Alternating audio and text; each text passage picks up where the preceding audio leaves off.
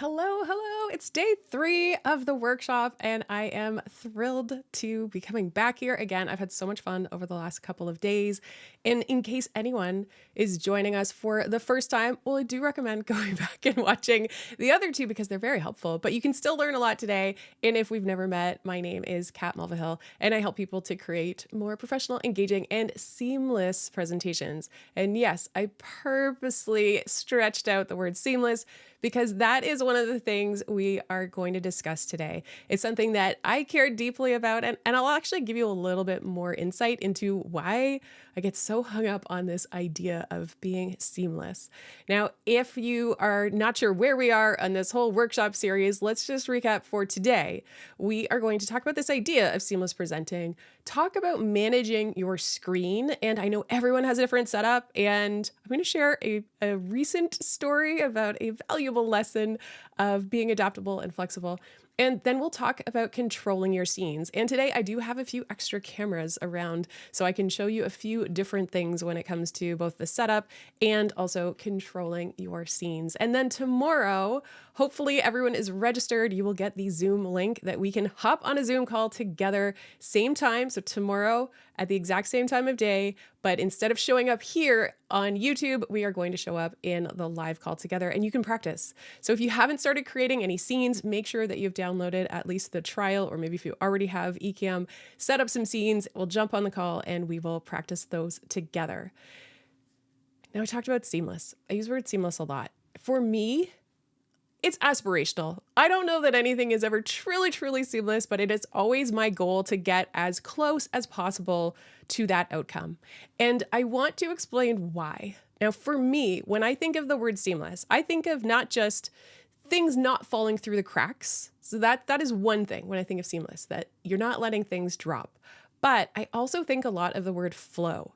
So when you are presenting, I love when things just flow naturally from one thing to another, both from your presentation. So what's the actual flow of what you've planned? But the setup, what is the flow of how you run your presentation? Especially virtual presentations are just different.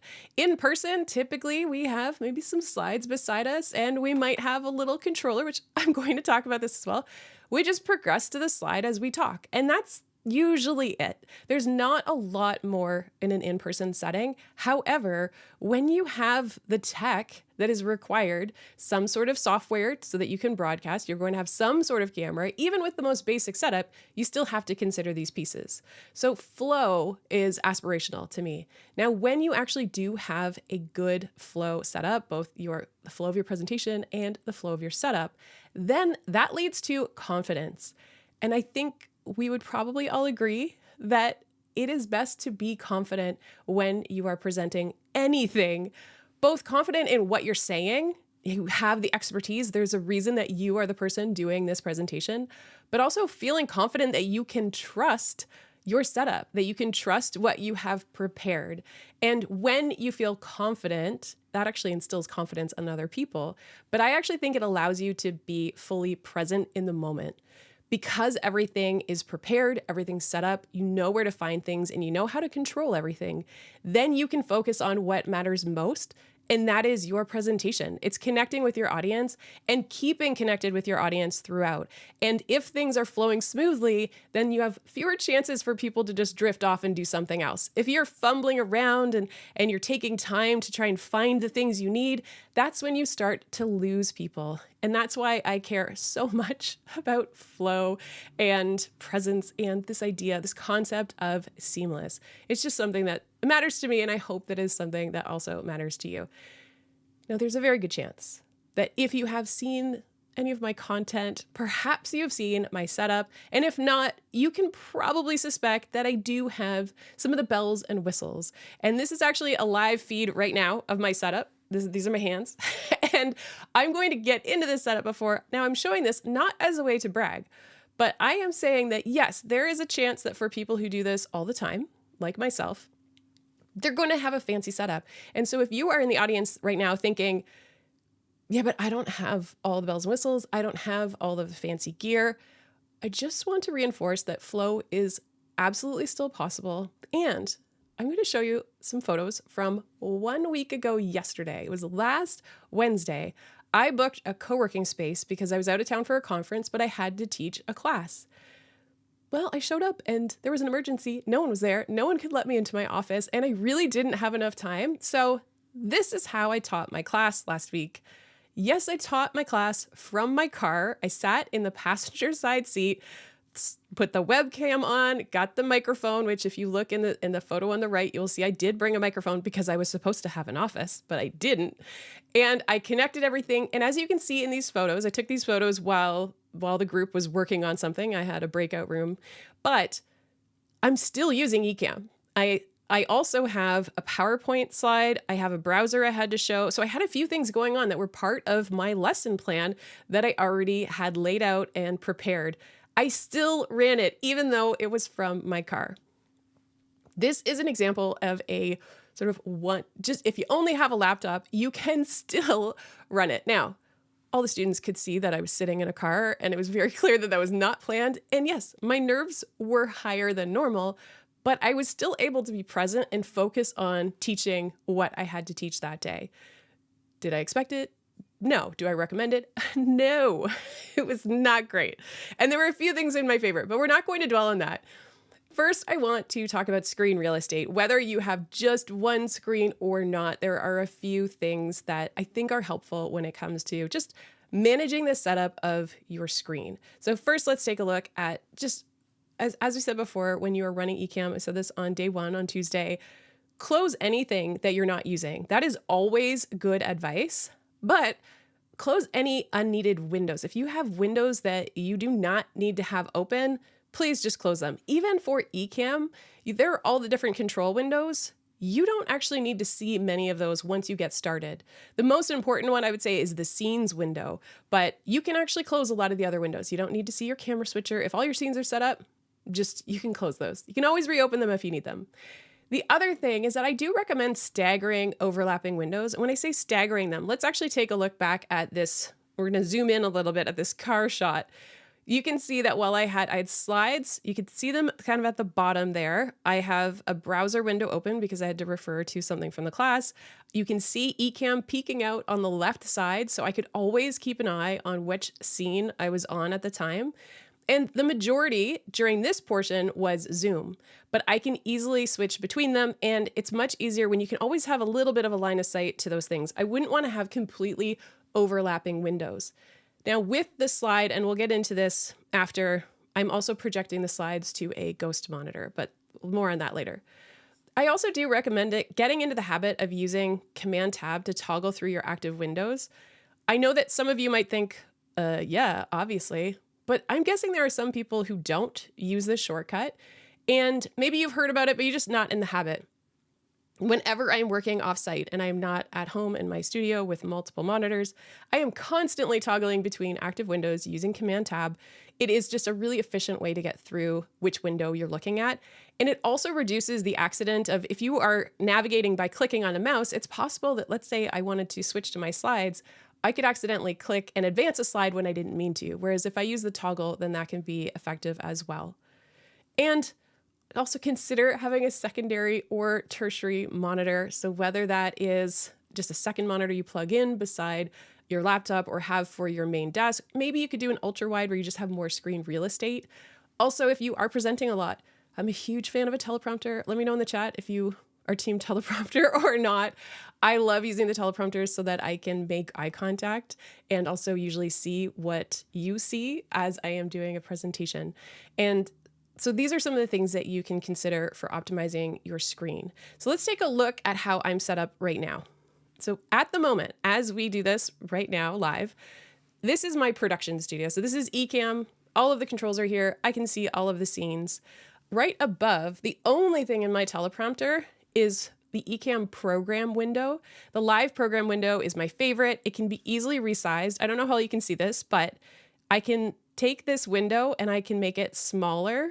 I don't know if you can see that, or I can make it really big and have it stretch a lot of space. Personally, I like to kind of keep this small right behind my camera so I can see what is going live. Over here on this side, I have a view of YouTube. It is muted so that I don't hear this. There's also a slight delay. And this is mostly so that I can see this version of the chat In addition, I have the option for the chat here, which I just realized I had closed. There we go. And I'm doing a demo as part of today's session where I'm going to be talking about the Stream Deck software. So that is open. And beside it, I also have some slides that are open because I'm doing a demonstration with the slide. And right below, tucked in the corner, I have some notes.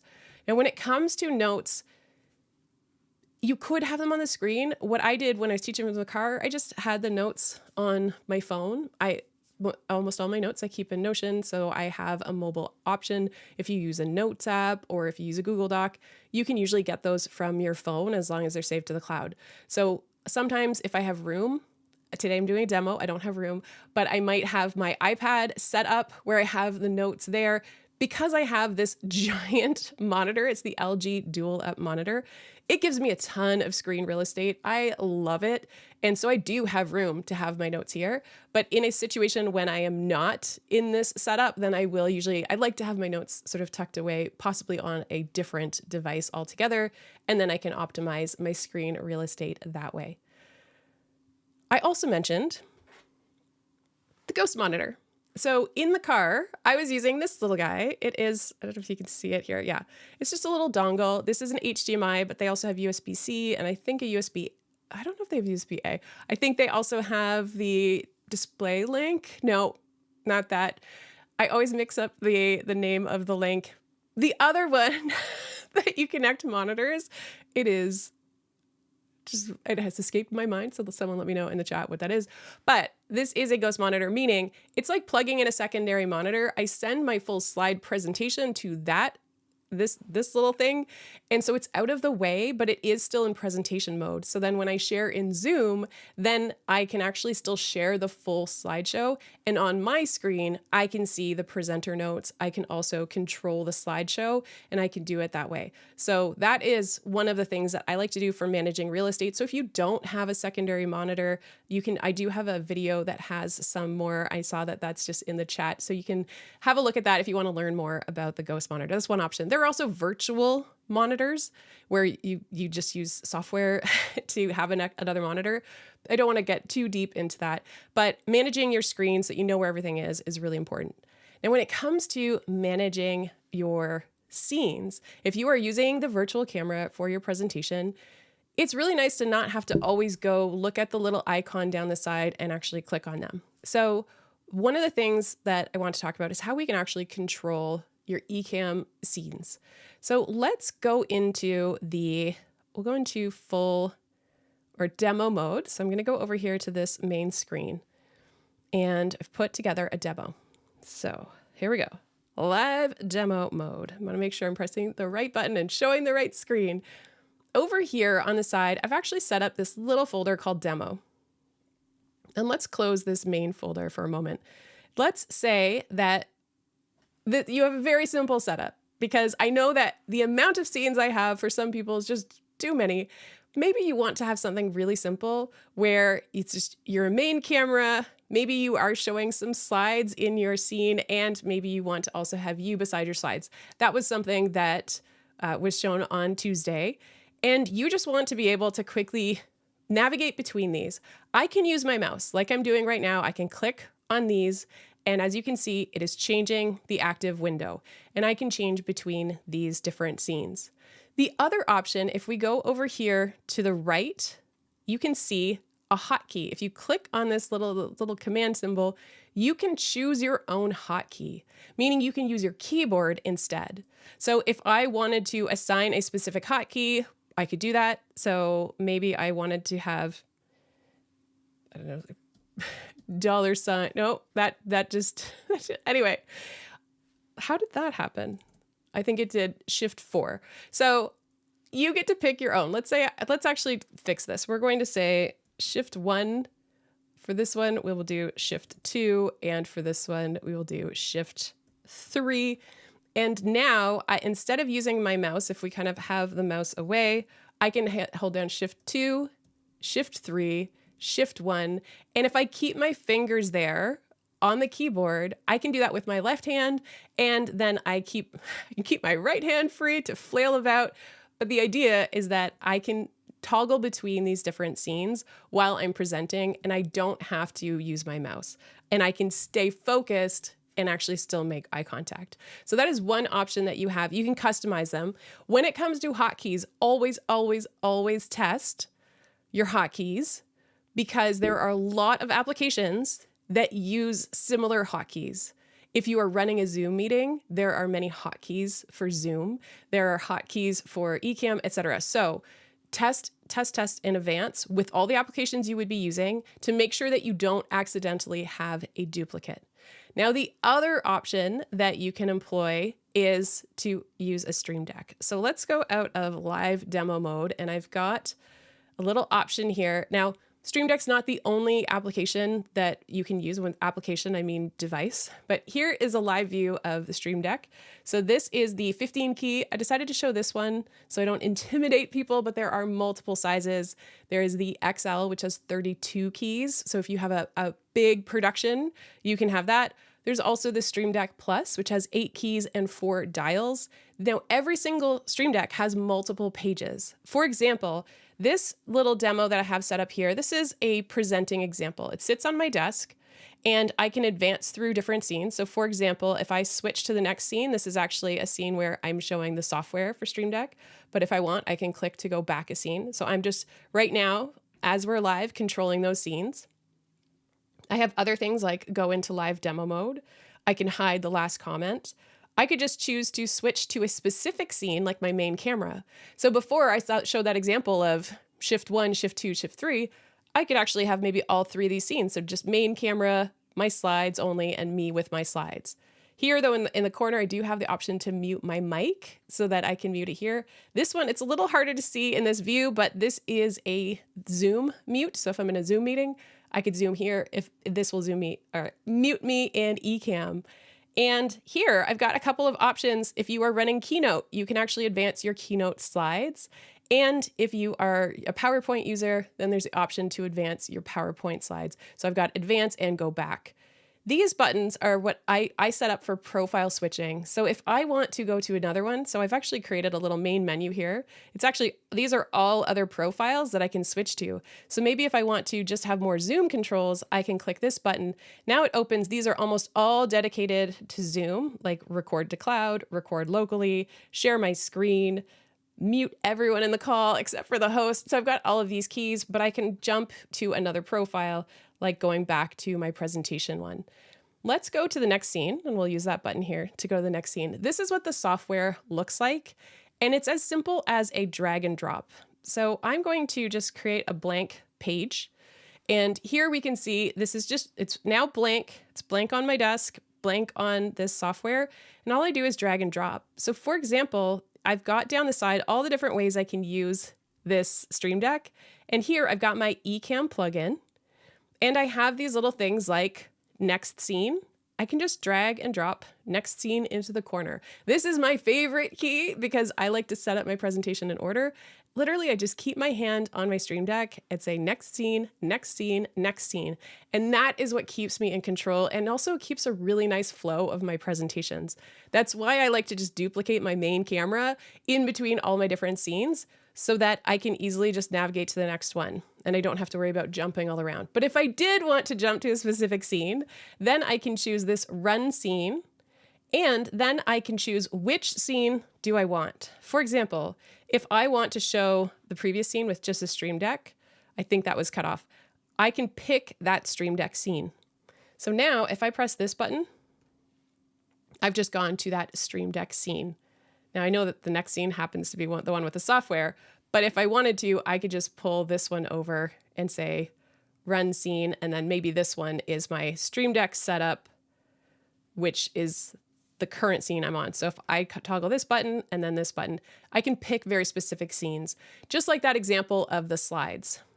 Now let's go back to the slide example. So if we go back a page, and I'm going to change I'm going to go to this slides here. So this is where I have slides, and on my Stream Deck, you remember that I showed I had a Keynote Advance. So I know you can't see it right now, but if I press Advance, I am actually going through the slides. And actually, this is not the start of the slide. I can go back, I can go forward. But then if I want to switch to the scene where I'm showing with the slides, now I'm beside the slides. I can use next scene if I want, or toggle between the scenes if it's just the slides, or if it's me with the slides. But then I can use these keynote as well. So I can control the slides and stay in a scene, or I can control both. So hopefully I haven't lost anyone there with that idea of how you can actually control. But the Stream Deck is a really nice tool for that. It's not the only option. As I said before, if you have one of these, a clicker for slideshows, maybe if you've ever had to do an in-person, but these are not very expensive. And I use these obviously in person, but these also work even if you're sitting at your desk. So maybe you actually want to just use the hotkeys to toggle between your different scenes, and then you can use this for your slideshow. So let's actually I'm going to use my hotkey from before. And if I I just did Shift 2, then I can use this to advance. Oh, actually, no, I can't. I have to admit I made a mistake. Turns out I didn't plug this in to get ready for it, but you get the idea. Oh, yeah. Okay, so those are some of the tips around the management. Now, the other thing with the Stream Deck is that I do want to point out, if anyone's on the fence about the Stream Deck, and I'd love to know for those of you in the chat who have one, which one do you have? And if you don't, is that something you might be interested in? I think for some people, the assumption is that might just be too much for me. I'm not sure it's worth it. But the beauty of the Stream Deck is if we take a look at the software, you can see there are so many things you can do, like switching profiles so that you can set up those pages like I did, but you can control things in the system. So opening a website, you can assign any hotkey for any program. So if there's a program you use often that has a hotkey, you can set that up. You can also launch applications, and you can type out text. So this is a great tip. Let's go to the second page. If I want to, I can maybe drag this text here. If I'm running a meeting and I want to type something in the chat, I could actually type this in here. So let's say I want to give people instructions, join the breakout room and come up with 5 ideas for this task. I'm just making this up as I go. And the title will just be breakout room. When I'm in the meeting, all I have to do is put my cursor in the chat and just press that button here, text, and this is going to put all of that text. If you have links that you want to share with people or instructions, if you have just common things, you don't have to actually type them during the call. So remember this idea. We talked about the concept of flow. When I have breakout rooms, I will actually have them all laid out. Actually, I'm going to show you, I didn't plan to do this, but I'm going to switch to my other Stream Deck. And let's show you the Stream Deck XL. This has 32 keys. I know this is small print here, but I want to show you a couple of things. I have an example where I was running a workshop and I needed people to fill out, they wanted them to rate current practices on presenting. And I had a specific form, so I had them fill that out. I also have an activity sometimes where I'll have a link to a page with more detailed instructions. I've got that laid out. I have an example that I had already typed out. Here I have a link to my newsletter that I can have typed out, and here I have my website. So these can be used not just in Zoom meetings and calls, but you can also have those ready to go when you are just typing anywhere. You don't have to actually type out something like a URL. You can just use your Stream Deck to type it. I also have here, this is a folder. It's called Breakout Room. And here you can see all this text: breakout room 1, breakout room 2, breakout room 3, breakout room 4, breakout room 5. And then I can always just go back up a folder and go back to the page, which right now I will just do that on my actual Stream Deck. This is what I'm using right now to present. As you can see, I've got next scene up here and a lot of the things that I would regularly use for my stream. So there are just so many possibilities. If you are someone who is using lights, like you have the control center, if you have automated lights, Philip Hue lights, or if you have the Elgato lights, you can also control those as well. So things that have to do with your presenting can not all, but many of them can be done all at once. Okay, just taking a quick look to see if there's anything else that I am specific. Oh, there's one other tip that sounds kind of silly, but in the past, when I first started out with Ecamm, I was using hotkeys.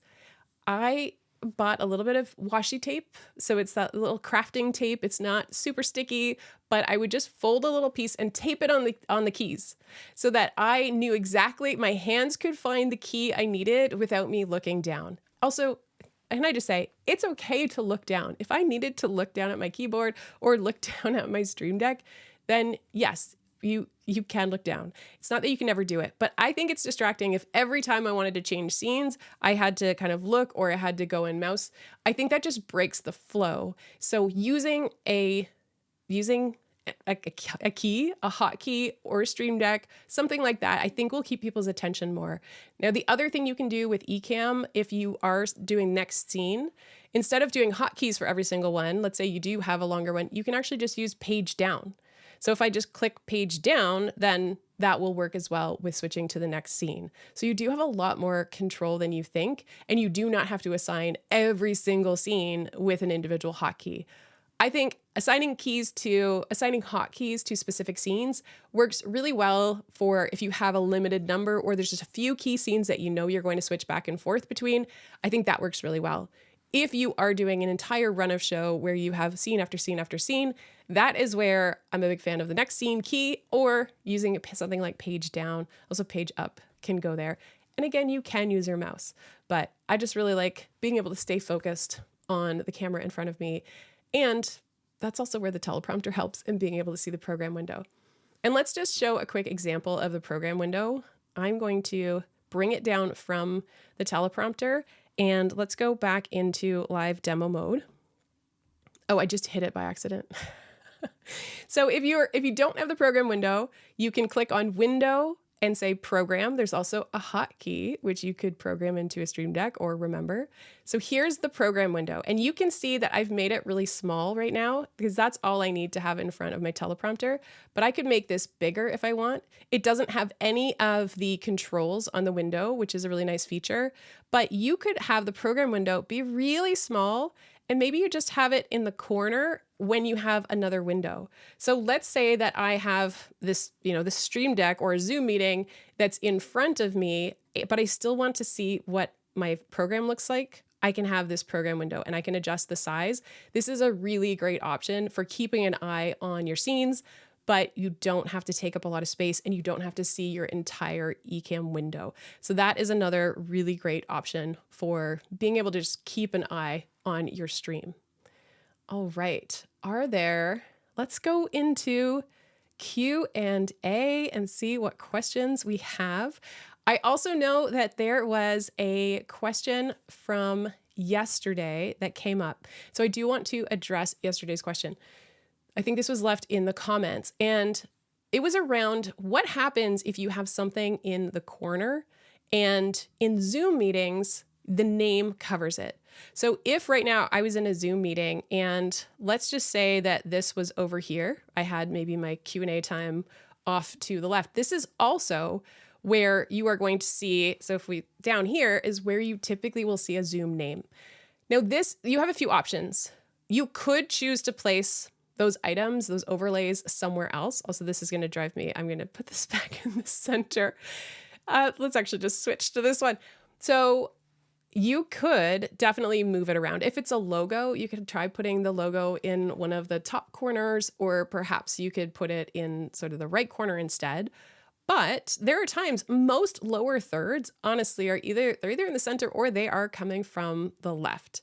And so I have kind of dealt with this, but if you are in speaker view, then typically the name is so much smaller. So it's always relative. And you can always do a test, watch back a recording, because typically the name, and I think you can hide it in the recording, but you still can see most of the overlays. Whereas if you are in gallery view, then it will probably be blocked. So if you are often in gallery view, then I would consider whatever the graphic is maybe playing with the adjustment a little bit and seeing if there's another place that you can put that. The other thing I wanted to address that was a question from yesterday is around settings. So actually, let's go back into our live demo mode. And I want to show you in the settings. So preferences, general. The question came up yesterday about how you automatically hide or turn off automatically hiding comments. So it's on at the very bottom of the very first window, general. There's automatically hide comment overlay after 15. You can reset this to whatever you want. I personally have this unchecked because I like to control how long the comment is on the screen, especially if I'm answering a question. And I think that if you are someone who is going to be answering questions or pulling up comments in a Zoom meeting, which is so exciting, by the way, just a reminder of how amazing the integration is, that you want to leave it on there the whole time you're talking about it, in my personal opinion, because if someone has their attention has wandered or they had to take care of something else and then they return, they can see what's on the screen. And so they'll actually have some context and know what it is that you are discussing. So I think turning that off and then being in control. And there is, if you do have a Stream Deck, then you can do the hide last comment. And so that will actually pull that comment away. And I do also want to make a note that you can, if you want to test out the Stream Deck, there is a mobile app. So the mobile app is available on iOS devices. There's an Android one as well. There are slight differences between the offerings, although it's been a while since I've checked in if there are updates with the Android. But the mobile app allows you, just like you saw here, drag and drop all of those, and you can use your tablet or your phone. So that's a nice option. The only thing is you can't feel it. So when you're actually on the physical Stream Deck, if we go to this Stream Deck, I can just have my hand here and I can feel the button. I don't have to look down. If you have a phone, you can still have all of these keys, but you're going to have to glance or keep your finger ever so slightly on the same part of your device. And so that's just something worth keeping an eye on. Okay, let's take a look here at I'm going to look in the chat and look for some questions and see if we can answer some today. Okay. Here's one around port management. Seems like I'll be running out of ports to plug into. Do you use any kind of hub for this equipment? Yes, I use, let's actually see if I can toggle, if I switch to the other view. And I have right now the desk. So to show my Stream Deck, I am using a webcam. And let me just see if I can adjust the direction of the webcam. So we'll go over to my Stream Deck and let's just see if we can move the webcam over. There we go. And there's my other Stream Deck. So right behind the second Stream Deck on my desk, you can see a Cal Digit. So the Cal Digit for me is one of the best ways to navigate port management. I believe this model has 15 different ports and almost everything is plugged into my Cal Digit. I do have my microphone source. My audio input is going directly into my computer. Right now, the webcam I do have just plugged in directly to the computer. And so not everything is in there, but it is a really simple setup. It's a little bit pricier, but it is a powered dock, which means that you are powering it from an external source. You're not pulling the power from your computer, which I really like. So port management is a little bit tricky, but it's definitely something worth considering when you're starting to plug in all these extra things. All right. And I see a question about the Stream Deck. Is the Stream Deck MK2 the recommended deck for getting started? I can tell I might need something bigger than the Neo. This is an interesting question because everyone differs so much.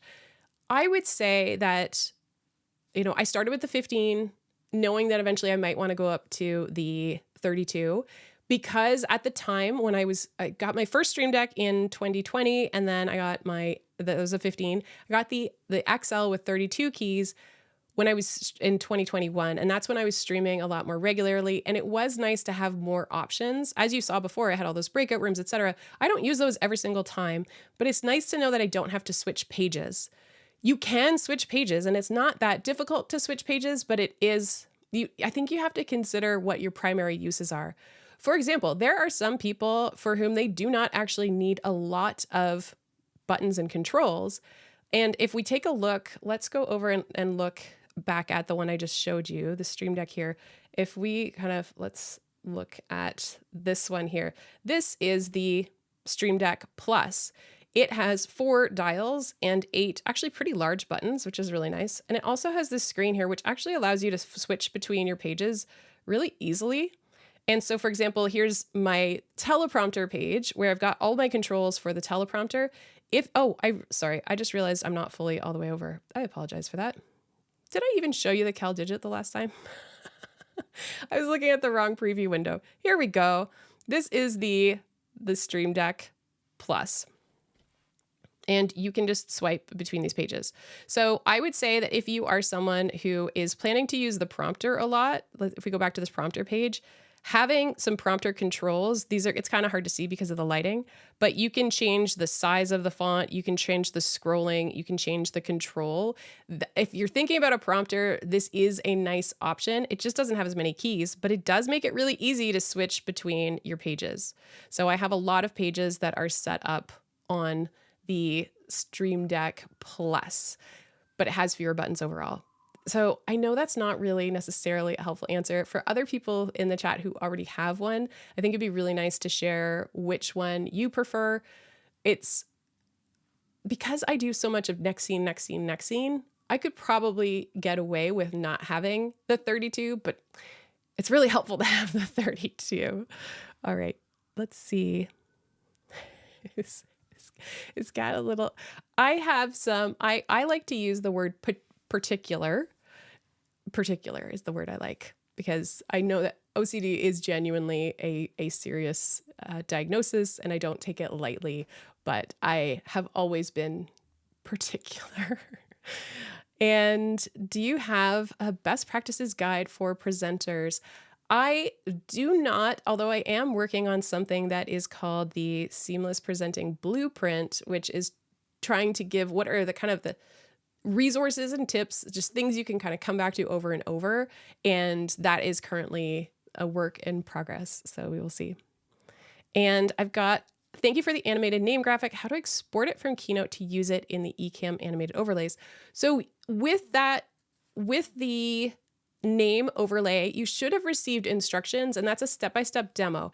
And I think the last few steps of the demo show that you export to a movie file. So that should be in the last few scenes of that demo. So in your email, make sure you click on the instructions, and the instructions should walk you through exactly how to modify and then export the movie file with a transparent background. All of that should be included. So let me know if something went wrong with that, and then I can make sure to update that. Okay, I also see, does the Cal Digit Hub work for the Elgato prompter? Yes, mine is plugged in to the Cal Digit, my prompter, I should say. So it does. Yay. Okay, do you ever use buttons to deploy partial scenes and fill in those scenes on the fly based on what's happening in a meeting? I don't think so. There is an option to show, hide, and overlay. But typically those would be an overlay where it's show in all scenes. For example, my name overlay is something in other profiles where I have my name available that technically I can just press that button and show it in any scene. But I typically just craft the scene the way I like it without necessarily changing it on the fly. I do think actually that brings up a really good point. And let's do one more. Let's do a live demo mode. And if we go into live demo mode, there is this option called preview mode. And this is really helpful. If I click on preview mode, now, where did my other one go? Now, I've got the program window. So the program window, which is in front of me on the teleprompter, has what is going live. But if I wanted to make changes, let's say I wanted to change the comment or I wanted to change something about this window, I could then go change this. I could actually go to another scene. So what's going out live right now, well, I'm showing demo mode, but I would be able to modify a different scene, and then I can go back to live mode. I can publish the changes I made, and I didn't make any changes, but I could say, okay, let's go back to live mode. I'll just publish any changes I made. I didn't make any changes. But if you did have to change something, which I think actually yesterday I was teaching a class and I realized that my camera was off and I needed to make some changes. So while students were working on something, I was able to just go into that preview mode, move to the other scenes, change them, save those changes and publish. And I was able to, I always like to go back though to the scene I was on and then hit publish, go back to live mode. So I really like preview mode is nice. And let's see, there is a question about the Cal Digit with Ethernet, and honestly, the Ethernet in my neighborhood is just not that great, but I do have Ethernet cable plugged in, and I do believe that no, I don't have 10. No, mine is not that strong. My service provider does not offer that, but maybe there's some people in the chat who actually can help answer this question, because I have never had my internet service provider. It's just not that great. It's tough. Yeah, it's tough in Ontario. Okay, see this question. When you talk to camera, are you basically talking to your own image? I guess technically I am, but this is my experience as someone who I focus on looking in the camera so much that I barely even look at the image. I'm sort of looking through it. I think after a certain point, you just know what direction to look into, but it means that if I have something on the screen, I know I could see that I have a comment right now on the screen with me. But if I was on another scene that had more detail, for example, if we pop over to this scene, then I would be able to see in front of me that this is here, and I could actually read from in front of me and not on the other one. All right. I realized I was still in demo mode. Hey. Okay. Let's see. Let's go back to my main scene where I have some room for comments. And have you experienced any lighting or brightness issues with the Elgato prompter? Yes, I have. If I have something really bright, for example, I joined a live stream that was using a browser-based streaming service, and there was no dark mode. And so typically, I think when you join Ecamm as a guest, for example, with interview, there is a dark mode, and so it keeps everything dark. If I have something really bright, and that browser was very bright white in the background, it actually changed how I looked at the camera. And so I think I could probably do an example, maybe. If I've got this window for my camera. If I pull that up here, can you see how there's just a little bit brighter? I don't know if that's showing up very obviously, but if you have something really bright, then that can affect it. And I see here, can you comment on using the place comment overlay feature in Ecamm Live? Place comment overlay feature. Maybe not. Is there another way to word that? Place comment overlay. I'm not sure what the question is answering. So if there's anyone else, also I've just searched my comments for Q. So it's possible someone might have answered that. Oh, I'm going to look over in the actual chat over here. Oh, and I see also, let me just clear my search for the comments so that I can show that there was an answer here from Daniel. If you have 10 gigabyte per, internet, you need to connect directly to your new MacBook. Okay. Thank you for answering that question. Also, Daniel, do you get that high of speeds? Because I don't, and I know we're both in Ontario. Okay. Let's see. Okay. Andy's saying the poster is asking about the comment overlay placeholder. Yeah, I am sorry. You have clearly, here's the truth about comments.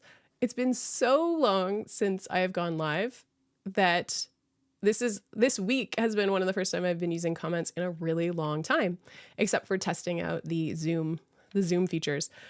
So I think there's going to be someone in the chat who can answer that question, and that person is not me. I am very willing to admit when I do not know the answer to something. And okay, so it looks like, is this the answer? If you've made changes to another scene, those changes will appear when you move to that scene. I'm not sure if that's the answer to that. And also thank you, Daniel, for answering my question around internet. And no, okay. So I'm not the only one struggling. Download speeds, all kinds of options. Upload, what? No. Anyway, stop the band. It's actually not that difficult to stump me.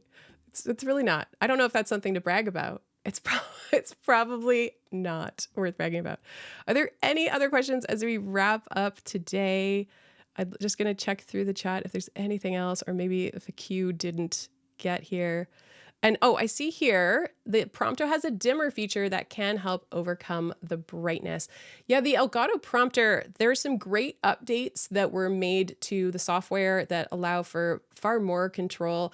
Also, previously, the prompter, you would have to go in and it was really awkward to change scripts. And if you needed a new one, you would have to basically get rid of the old one. And now you have different scripts. So they've made some really good changes to the prompter. And I talked to someone at Elgato at NAB in April. It sounds like there are some other better improvements coming out for the software as well in the future. So they're working on some things for the prompter, and I'm very excited about that. All right. Anything I missed before we wrap up for the day? Oh, okay. I see. Can you clarify the preview mode answer? Are you saying all I have to do is click back to my original scene and click publish, and I'll save my changes, but not have to switch scenes?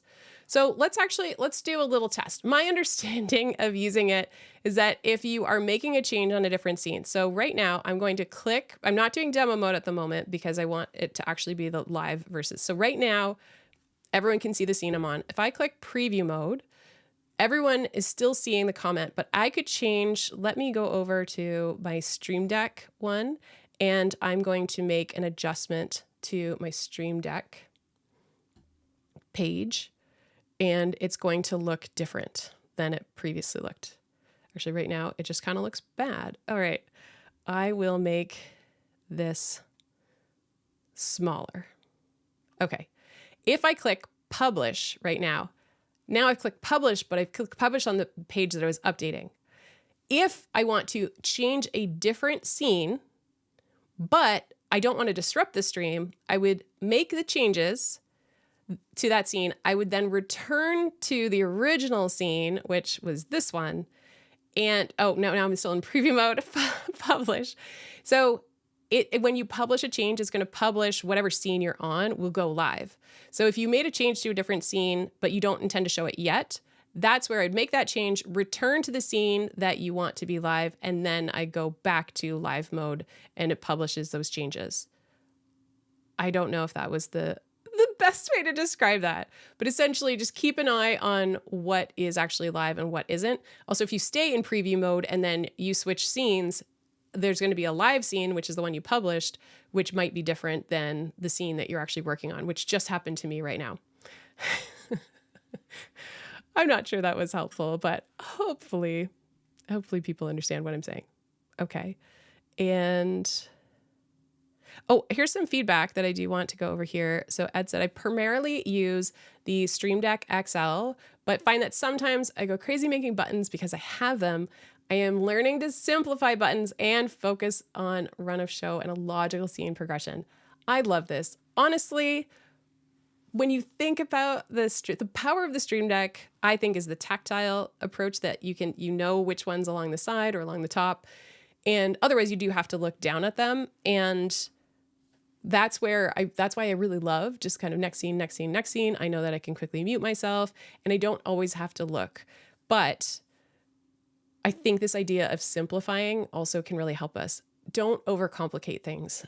I think that it was every time I look, I have to look down to hide the comment because I really should have that probably tucked away in the top corner. I think it was Einstein who said it, although he said it a very different way, but the idea of as simple as possible, but no simpler. So the example could be as simple as possible might be a very simple setup where it's just you with your computer and your mouse.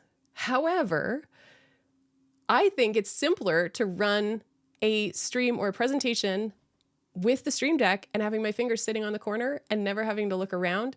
That's adding a layer of complexity because I've added in a Stream Deck. I had to program the Stream Deck, but as soon as I've done that once, anytime I run as a presentation, just having my hand sitting on the corner of a Stream Deck and saying next scene, next scene, next scene, that to me is simpler than me having to try and find it on the screen with a mouse. So I'm a really big advocate for that principle of as simple as possible, but no simpler. And so I really advocate for that. And so questioning how many buttons am I actually using is definitely something that is worth asking the question. What do I really need? Because for some people, 32 might actually be too much. So I'm really glad that you brought that up. So thank you. And is there a hotkey or a quick way to hide a comment? There is a, yeah. Oh, is there a hotkey? That's a good question. I know there's a Stream Deck key. Is there a hotkey? Maybe someone from Ecamm could tell me. Oh, so I see here the reply, Command J. Let's try that. I'm going to go to my Command J. Hey, thank you, Daniel. Once you have a Stream Deck, you don't have to learn all of the hotkeys. But yes, Command J, that's wonderful. How is that a... do they give you that hint somewhere? Where do you find that? Oh, thank you. I'm so appreciative of all the people who are helping with running this workshop series, especially from the Ecamm team. So Ecamm shortcuts, go and check out all of the Ecamm shortcuts. Many of them will help you. They'll show you shortcuts. The hide comment, I don't know where that is tucked away, if there's a little hint about hiding the shortcut. Because when I hover over the X, it doesn't suggest a way to hide a comment, but I do use the Stream Deck to hide the comments. All right, we've gone a little bit over what we usually do, but I hope that these past 3 days have been helpful, that you've gotten something out of it, that you are excited at the possibilities. And remember, I know that we went over a lot of things. Ultimately, just start simple, get used to what you're doing, and then add it on later. I think a lot of people try to overcomplicate things right from the start, or they're just expecting far too much. I really had to ease in to learning all of the different things, learning the overlays, learning the shapes. But once I started using them, then I started to think of the different possibilities. Look outward for inspiration, but ask yourself, what do you actually need for running a presentation that you feel proud of, that you appreciate, and that your audience is going to enjoy? And I think if you start there, you're going to be successful. And I hope that I will see you on tomorrow's live Zoom call. We'll get together and I'll get to see all of your creations. And no pressure. It can be simple. You can keep it really simple. And try with the animated name overlay. If you haven't seen, check out those instructions and download that file into Keynote and test it out. And I will see everyone tomorrow. Bye.